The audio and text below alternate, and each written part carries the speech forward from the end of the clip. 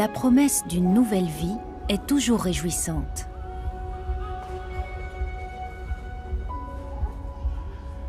Mais celle-ci est extraordinaire. Elle cache un secret. Et elle a conquis le cœur de toute une nation. Pourrait-elle être la solution au déclin d'une métropole de plusieurs millions d'habitants ?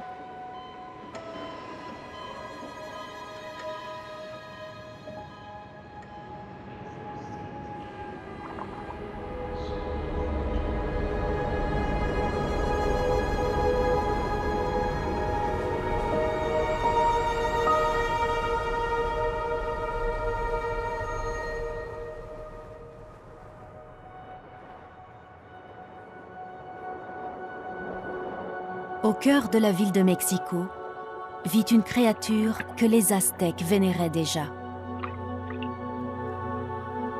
Xolotl, le dieu du feu et de la foudre.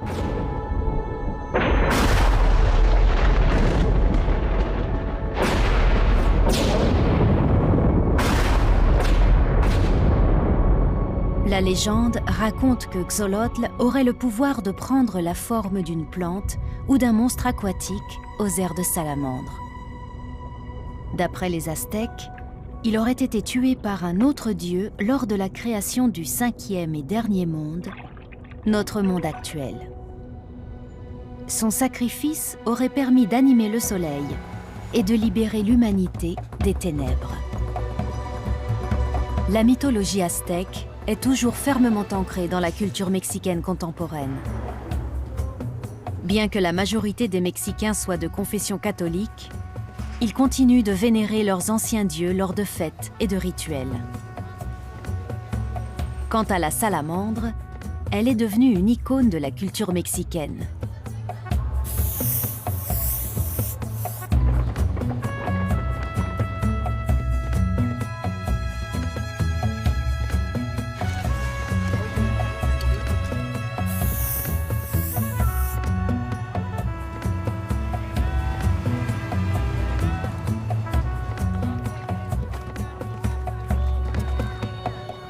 Le réseau de canaux de Xochimilco, un quartier du sud-est de Mexico, constitue son dernier habitat naturel.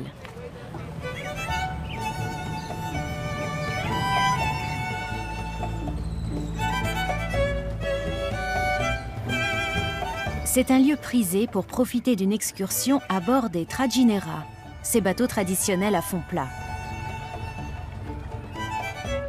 La créature qui évolue dans ces eaux a survécu pendant des millénaires.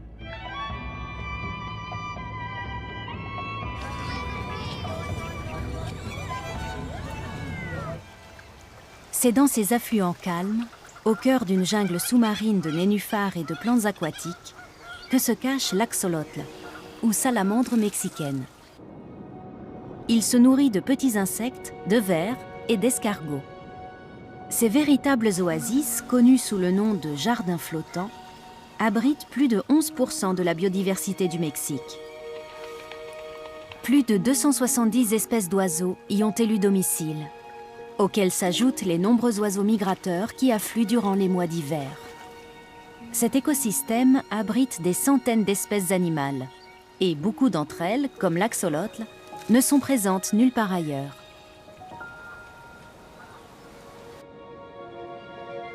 Ce juvénile ne mesure que 7 cm de long. À la fin de sa croissance, il mesurera entre 20 et 30 cm. Les petits poils de ses branchies en forme de plume lui permettent d'absorber l'oxygène présent dans l'eau. Mais ce n'est pas suffisant. Il doit régulièrement remonter à la surface pour remplir d'air ses poumons sous-développés. Et ce, tout en restant à l'affût du danger.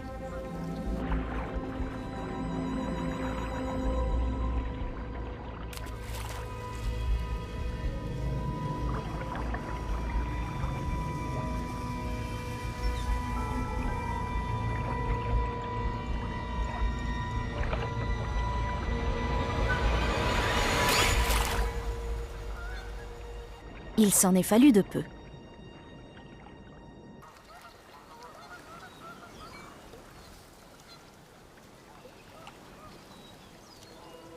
Xochimilco faisait autrefois partie d'un vaste système de 5 lacs communicants qui recouvraient la vallée de Mexico. C'est au bord d'un de ces lacs, le lac Texcoco, que les Aztèques décident de s'installer au XIVe siècle. Leur arrivée est synonyme de profonds changements. L'environnement de l'Axolotl est entièrement remodelé pour donner naissance à l'un des systèmes agricoles les plus productifs au monde, lequel nourrissait plus de 300 000 personnes. L'historienne et spécialiste de la culture mexicaine Cristina Barros s'intéresse particulièrement aux transformations qu'a subi l'habitat naturel de l'Axolotl dans l'ancienne région lacustre. Cette fontaine est dédiée à Nezahualcóyotl, un des rois aztèques.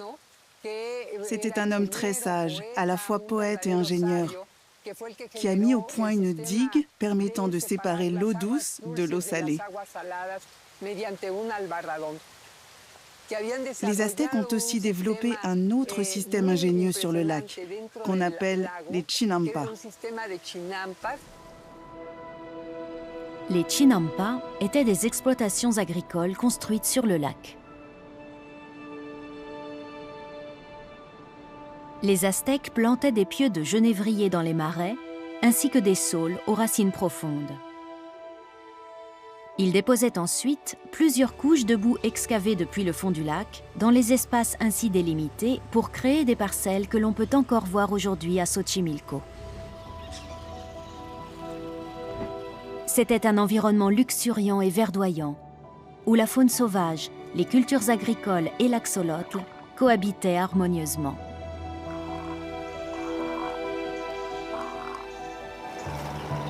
Les paysans faisaient pousser du maïs, des haricots et bien d'autres légumes sur ces sols fertiles, qui leur garantissaient 3 récoltes annuelles.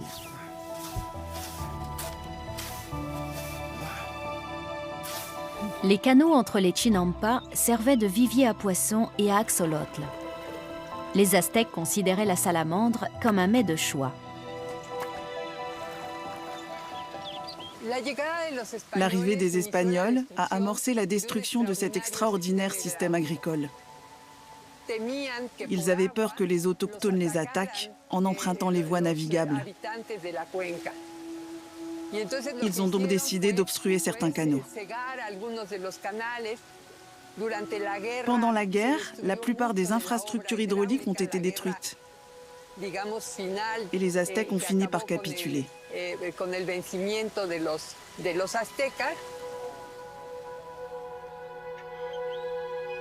Les lacs et les canaux ont ensuite été peu à peu asséchés pour créer une étendue de terre sur laquelle la ville de Mexico s'est progressivement développée. Avec une population de plus de 22 millions d'habitants, cette gigantesque métropole s'étend aujourd'hui sur près de 1500 km². Elle recouvre en grande partie ce qui était autrefois le lac Texcoco. L'ancienne demeure du dieu aztèque Xolotl est désormais enfouie sous la ville.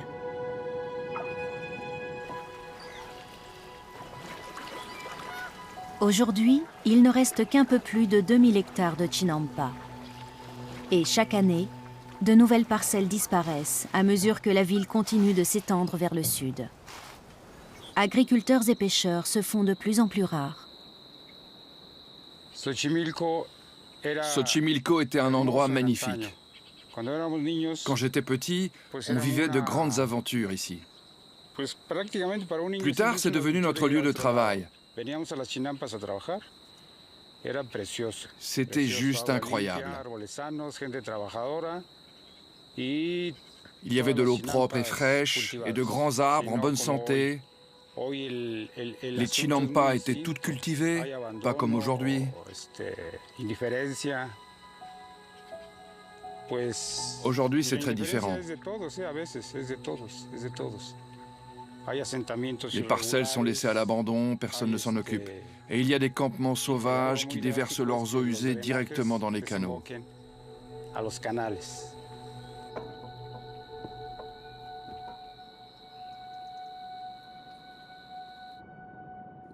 La pollution et la destruction de son habitat ont des effets dévastateurs sur l'axolotl.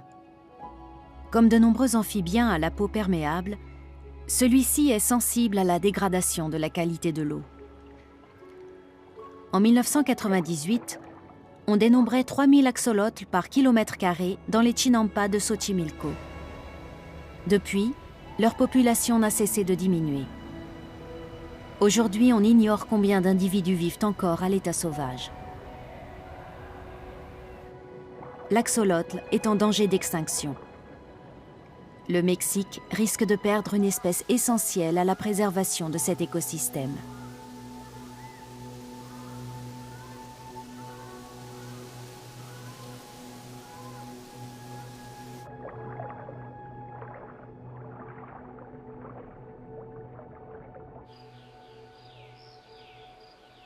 Dans les montagnes qui entourent la capitale, des scientifiques mènent des recherches pour comprendre les causes du déclin de la salamandre mexicaine.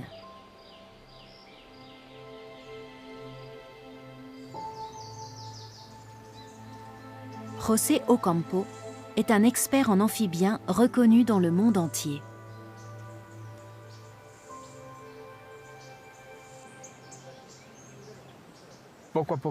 Les axolotls sont entrés dans ma vie petit à petit. Ce sont des animaux très calmes. Ils ont une expression particulière, comme s'ils étaient pensifs. C'est assez étrange. On ne retrouve ça chez aucun animal. Ça a éveillé plusieurs questions en moi. Comment communiquent-ils? Comment bougent-ils leurs branchies? Quel est leur mode de vie? Et au fil du temps, je me suis attaché à eux.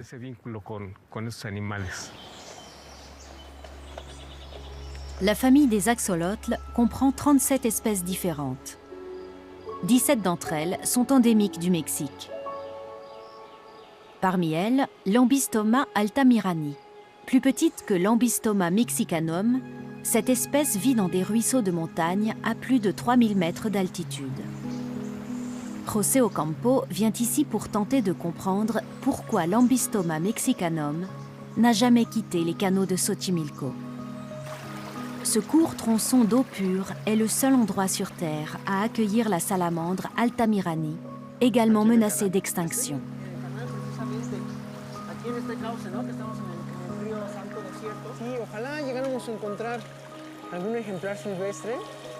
On sait très peu de choses sur la façon dont l'animal survit dans cet environnement.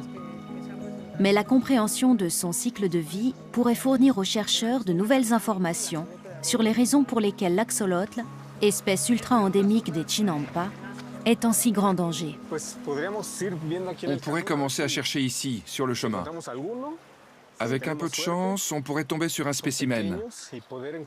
Elles sont toutes petites et pas faciles à trouver. Contrairement à l'axolotl, qui peut atteindre 30 cm de long, la salamandre altamirani ne mesure que 15 cm.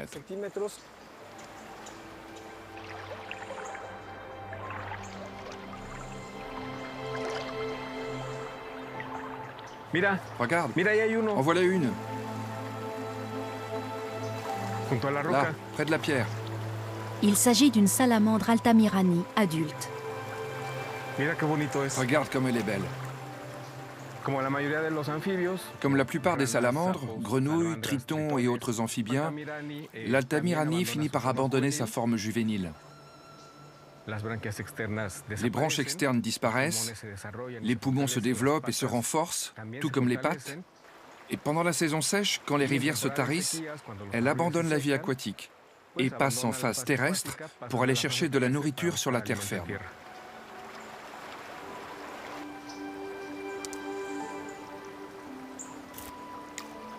Mais alors, pourquoi son cousin l'axolotl vit-il exclusivement dans les cours d'eau de Mexico? Contrairement à l'altamirani, l'Ambystoma mexicanum ne quitte jamais les canaux, car ces derniers ne s'assèchent pas. C'est pour cette raison qu'ils restent toute leur vie au stade juvénile, même une fois adultes.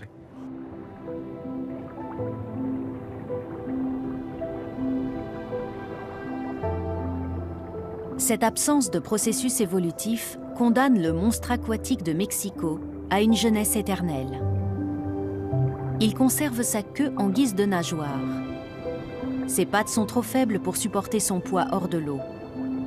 Quant à ses poumons, il reste très primitif. En langage scientifique, on parle de néothénie. En d'autres termes, cela signifie que l'axolotl n'atteint jamais sa forme adulte. Mais il en paye le prix. Dans les canaux de la ville, il est pris au piège. Et son espace vital rétrécit à vue d'œil. Et l'axolotl n'est pas le seul à en pâtir.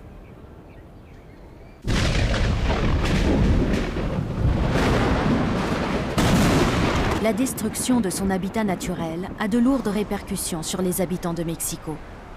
D'un point de vue hydrologique, la vallée dans laquelle se situe la mégapole a toujours les caractéristiques d'un immense lac.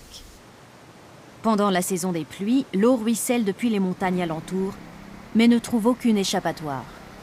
Le béton a envahi les rues et recouvert les cours d'eau. Des quartiers entiers de la ville sont alors inondés.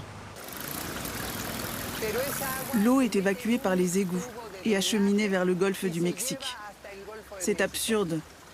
Chaque été, le volume de précipitations est tel qu'on pourrait remplir les 5 lacs qui se trouvaient ici à l'origine. Autrefois, les Chinampas agissaient comme de gigantesques éponges qui absorbaient l'eau et la stockaient jusqu'à la saison sèche. Aujourd'hui, leur disparition met en péril non seulement l'axolotl, mais aussi toute la ville de Mexico. En effet, les 22 millions d'habitants de la ville puisent dans les nappes phréatiques 2 fois plus d'eau que le volume de précipitations. Conséquence, la ville connaît une véritable pénurie d'eau potable. Et celle-ci est sévèrement rationnée dans plusieurs quartiers. Valeria Morales Vázquez sait ce que cela signifie. En général, j'achète 3 barils. Ça me coûte 90 pesos par semaine. J'utilise la même eau 3 fois, sinon je n'en ai pas assez, parce qu'on n'est livré qu'une fois par semaine. Vous vous rendez compte? J'utilise un baril d'eau propre entier rien que pour la vaisselle, un autre pour la douche et un autre pour tirer la chasse.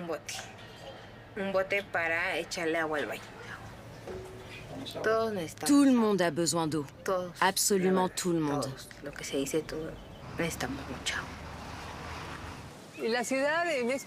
Le sort de Mexico ne tient qu'à un fil. Les gens doivent comprendre que vivre sur un lac implique d'instaurer un dialogue avec la nature. C'est le seul moyen d'éviter la catastrophe.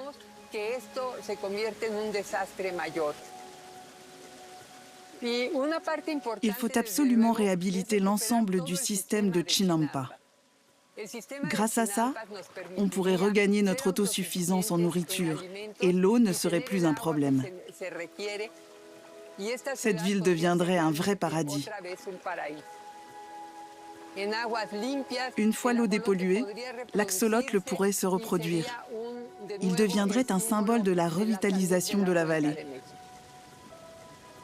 En sauvant l'axolotl, on sauverait Mexico.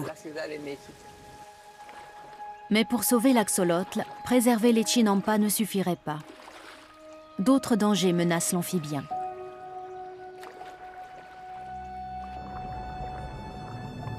Le tilapia, un poisson de consommation, a été importé d'Afrique puis introduit dans les eaux mexicaines dans les années 1970. Non content de voler la nourriture des axolotls, les tilapias sont aussi friands de leur progéniture.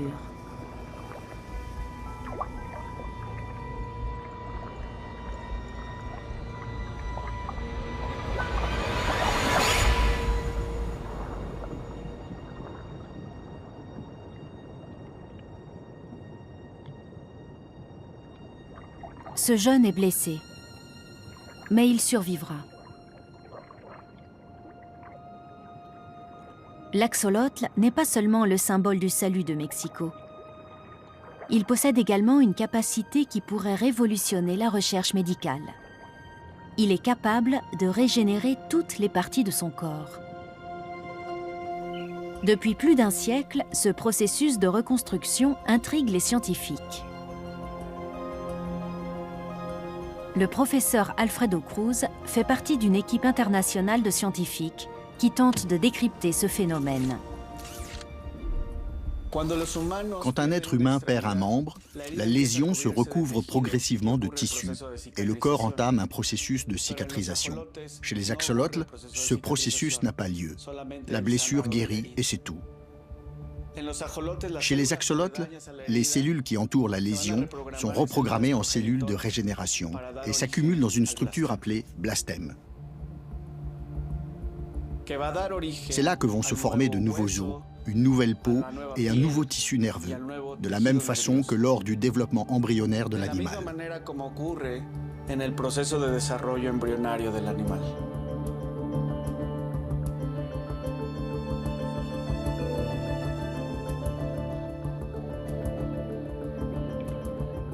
Une quarantaine de jours plus tard, le membre a repoussé. Il est comme neuf. Si la science parvenait à percer le secret de l'axolotl, ce super-pouvoir pourrait-il être utilisé sur l'homme?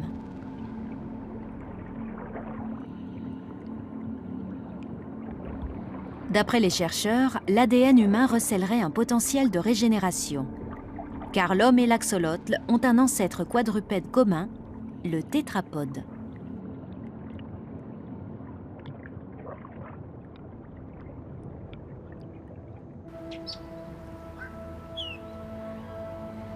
Peut-on seulement imaginer un monde dans lequel nos membres, nos tissus nerveux et nos organes pourraient se régénérer?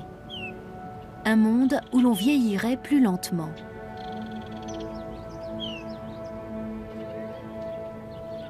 La promesse de progrès médicaux n'est pas le seul intérêt que présenterait le sauvetage de l'axolotl. Un ambitieux projet de conservation espère que son action contribuera également à résoudre la pénurie d'eau qui touche la mégapole.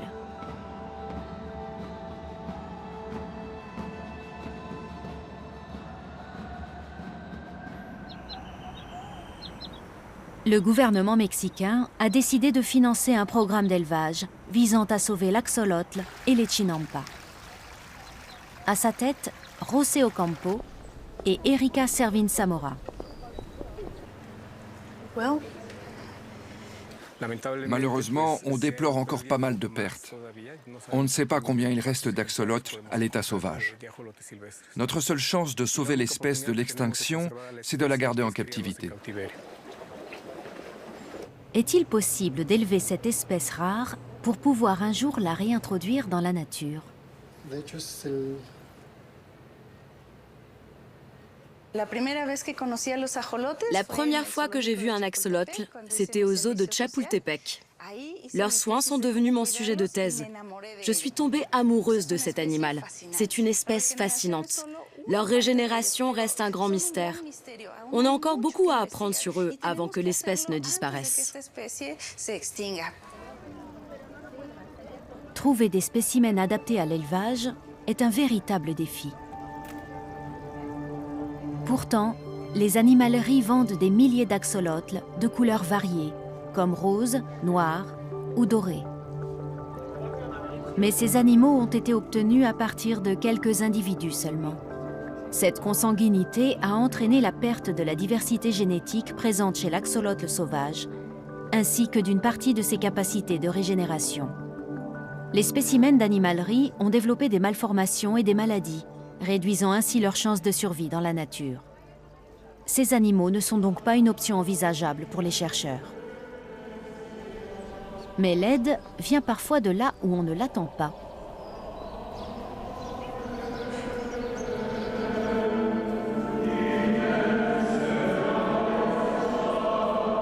Depuis plus de 150 ans, les sœurs dominicaines de la Basilica de Nuestra Señora de la Salud, située dans une petite ville à l'ouest de Mexico, préparent un remède dont la recette est tenue secrète. L'un de ces ingrédients serait issu d'un proche parent de l'axolotl, l'atchoque. Je pourrais avoir une bouteille de sirop d'atchoque?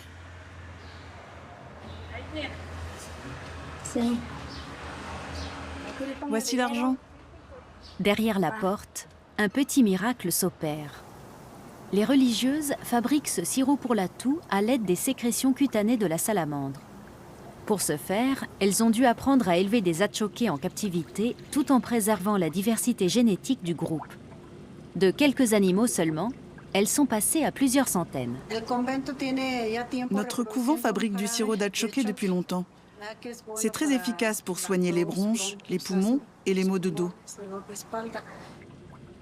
Avec précaution, sœur Ophélia gratte les sécrétions de la peau de l'atchoqué. On s'est rendu compte que leur nombre diminuait dans leur habitat naturel. C'est pour cela que depuis 19 ans, on assure leur reproduction. L'opération est un succès. Les sœurs ont réussi à préserver la diversité génétique de ce cousin de l'axolotl au sein de l'élevage. On place un mâle avec 3 ou 4 femelles. De cette manière, on sait qui est le père. Et pareil pour les femelles. On fait attention au patrimoine génétique. On n'y arriverait pas sans l'aide de Dieu. Les religieuses n'hésitent pas à partager leurs connaissances en termes de patrimoine génétique avec les chercheurs. En revanche, elles se gardent bien de révéler les ingrédients de leur sirop pour la toux.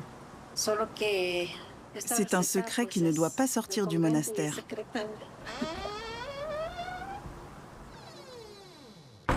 Dans l'optique de préserver la diversité génétique, même dans des conditions de laboratoire, les chercheurs ont procédé à la capture de 35 axolotls sauvages.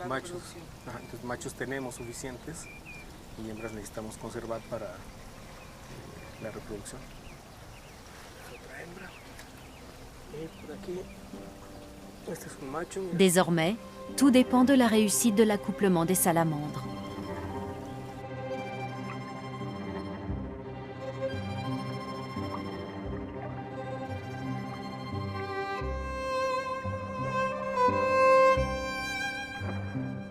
L'axolotl a un odorat très sensible. Le mâle peut sentir la présence de la femelle dans l'eau et vice-versa.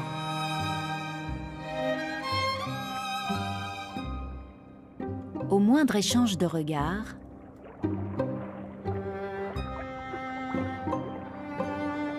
la parade amoureuse commence.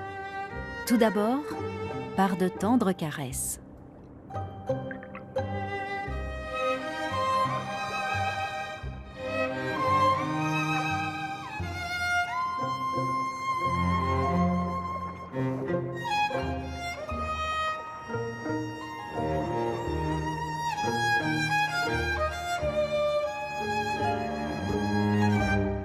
Les deux axolotls dansent un slow langoureux.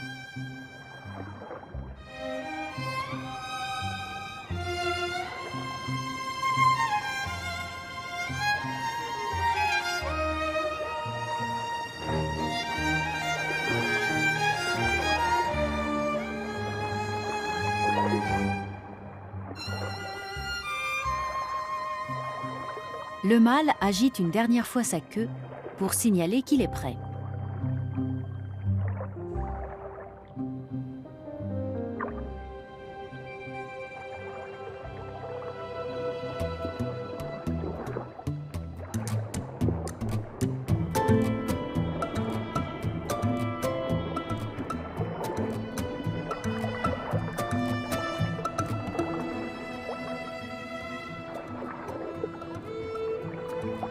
Il dépose ensuite de petites colonnes de sperme bien en évidence, à des endroits où la femelle pourra facilement les repérer.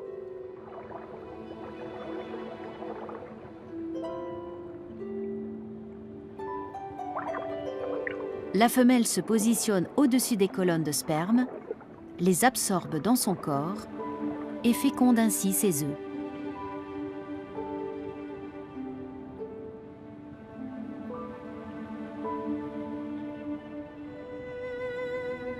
Deux jours plus tard, elle se met en quête d'un lieu de ponte.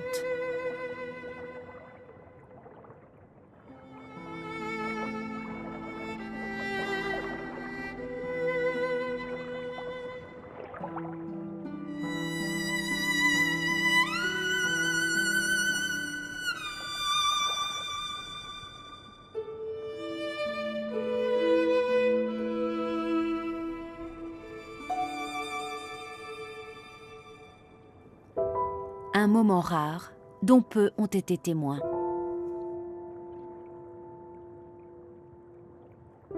La femelle dépose jusqu'à 500 œufs sur la plante.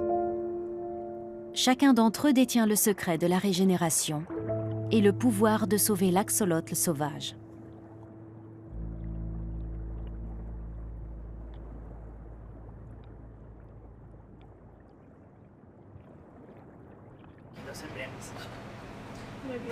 Grâce aux œufs cultivés en laboratoire, l'équipe de chercheurs peut enfin commencer à reconstituer une colonie d'axolotls en captivité. En l'espace de 2 semaines, les premières larves commencent à éclore.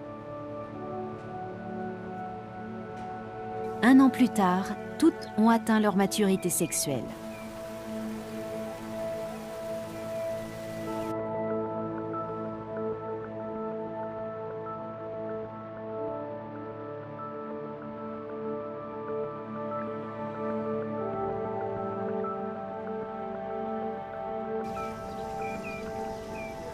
Depuis, José Ocampo et son équipe ont réussi à élever plusieurs milliers de salamandres mexicaines. Leur rêve de relâcher des axolotls dans la nature est désormais à portée de main.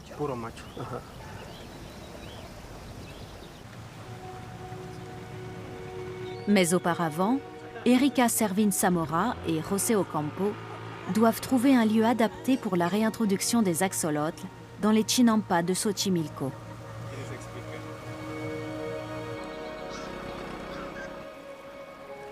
Les scientifiques mesurent la température de l'eau, sa teneur en oxygène et la présence de métaux lourds. Ils surveillent également la population de tilapia, prédateur des jeunes axolotls. Le nombre de tilapia dépasse leurs estimations et le niveau de pollution de l'eau est trop élevé. Dans les conditions actuelles, le lac de Xochimilco ne permet malheureusement pas de protéger l'espèce. L'avenir de l'axolotl est indissociable de celui de la région. Si on échoue à sauver l'axolotl, il sera difficile de préserver cet écosystème. Dans la mesure de leurs moyens, les agriculteurs des Chinampas font tout leur possible pour contribuer à la sauvegarde de l'axolotl et de son habitat. Les tilapias sont une source de nourriture pour nous, mais on n'a pas le choix. Il faut réduire leur population si on veut que l'axolotl ait une chance de s'en sortir. Les pêcheurs ne sont pas les seuls à se mobiliser. Sous la houlette des scientifiques, les agriculteurs ont creusé de petites mares d'eau propres dépourvues de tilapia. Les axolotls sont très importants pour moi. Je les connais depuis mon enfance. On peut bien construire des canaux et planter quelques arbres pour eux. On commence par creuser une tranchée et enlever la terre. Ensuite, on y met du jonc, et c'est une plante qui va filtrer l'eau. 2 axolotls issus du programme d'élevage vont être relâchés ici.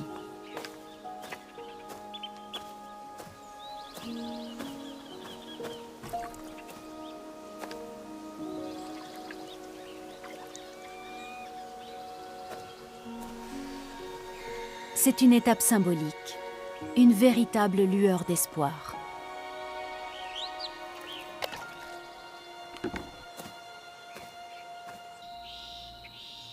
Mais pour que la population d'axolotls sauvages puisse se rétablir, il faut redoubler d'efforts, notamment en assainissant les Chinampas et en stoppant l'expansion des campements sauvages. Le soutien de l'État est indispensable.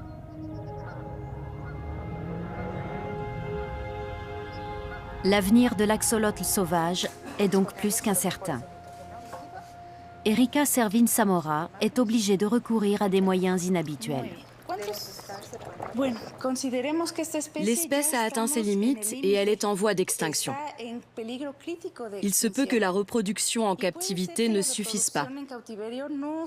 Dans ce cas, la cryoconservation pourrait être une solution efficace pour préserver le génome à long terme.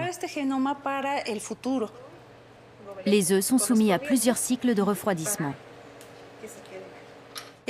C'est une technique vraiment innovante, mais elle est difficile à appliquer sur les amphibiens.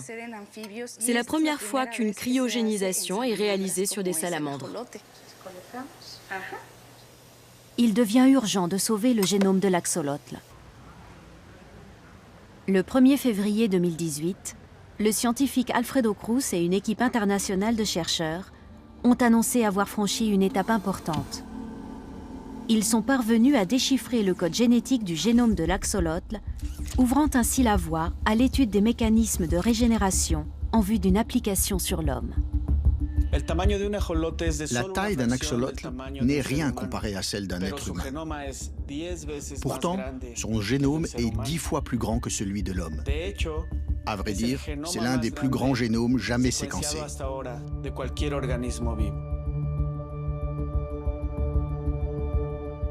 Ça signifie que le processus de régénération de membres humains serait possible.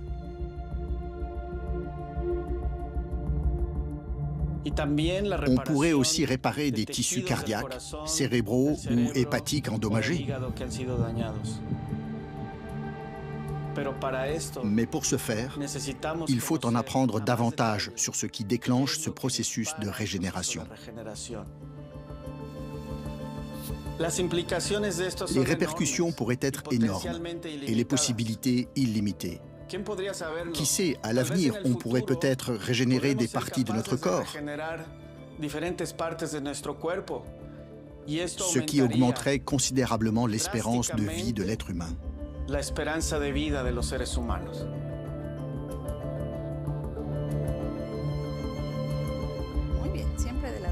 L'utilisation du génome de l'axolotl dans la recherche sur la régénération humaine dépendra de la réussite du projet de cryoconservation des œufs mené par Erika Servin-Samora.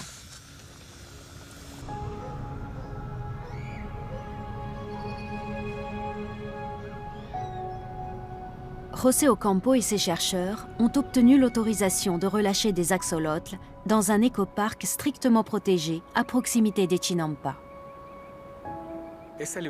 C'est un moment très important pour moi. C'est l'aboutissement de nombreuses années de travail. Je suis assez partagé.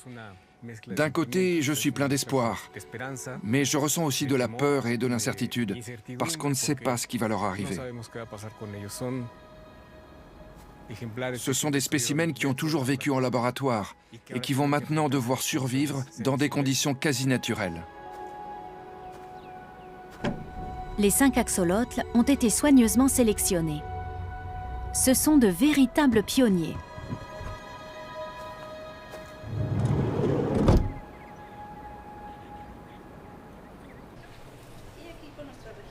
Au laboratoire, les nouvelles sont bonnes. Erika Servin-Samora a réussi à faire éclore un bébé axolotl à partir d'un œuf congelé. Une première mondiale.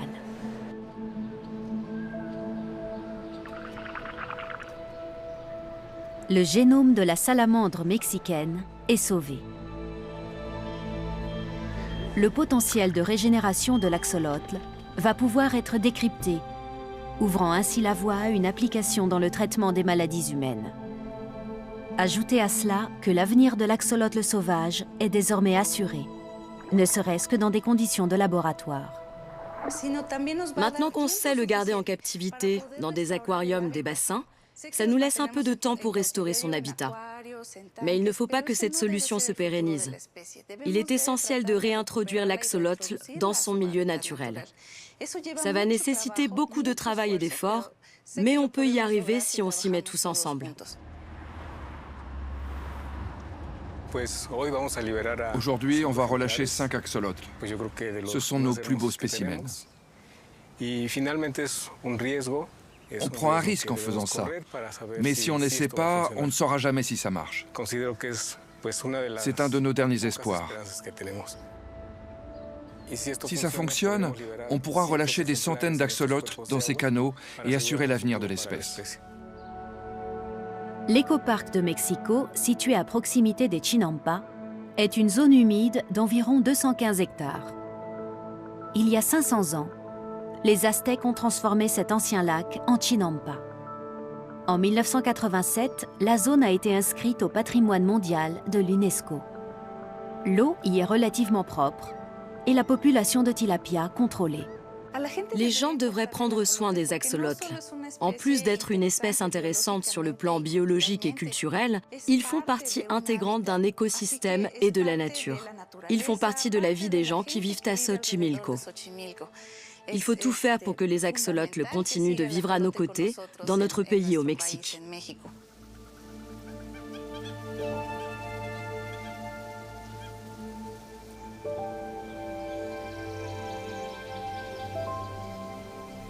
Le moment est venu de relâcher les 5 axolotls.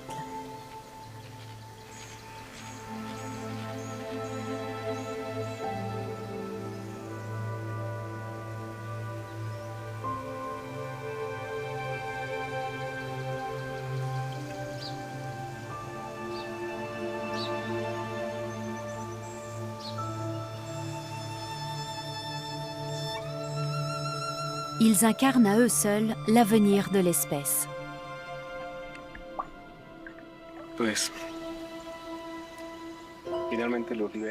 Ils sont enfin libres. J'espère que tout se passera bien. J'espère qu'ils remonteront bientôt à la surface pour respirer. Comme ça, je saurai qu'ils vont bien.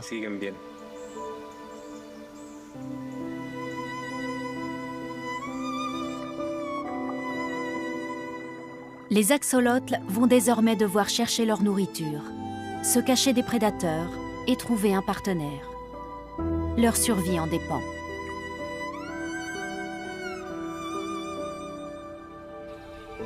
José Ocampo et son équipe surveilleront la zone protégée pendant 1 an. Si l'expérience est concluante, d'autres axolotls pourraient bientôt rejoindre nos 5 petits pionniers.